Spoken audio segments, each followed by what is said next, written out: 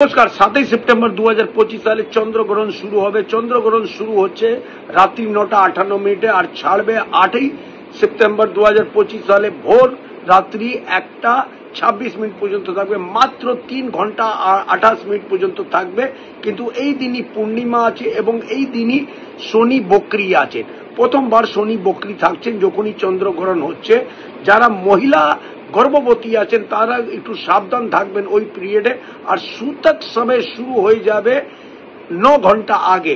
12:57 থেকে সূতক হয়ে যাবে। এই টাইমে মন্দির বন্ধ হয়ে যাবে। এই টাইমে আপনারা এই টাইম থেকে কোনো শুভ কাজ আপনারা করতে যাবেন না। আপনারা যারা গর্ভবতী মহিলা আছেন তারা অতি অবশ্যই ভগবানের নাম স্মরণ করতে পারেন। আর দান দেওয়ার জন্য যদি আপনারা দান দেবেন, চাল, দুধ, দই আর এবং তার সাথে সাথে ছায়া পাত্র আপনারা দান দেবেন। আপনারা প্রত্যেক মহিলারা একটু সাবধান থাকবেন।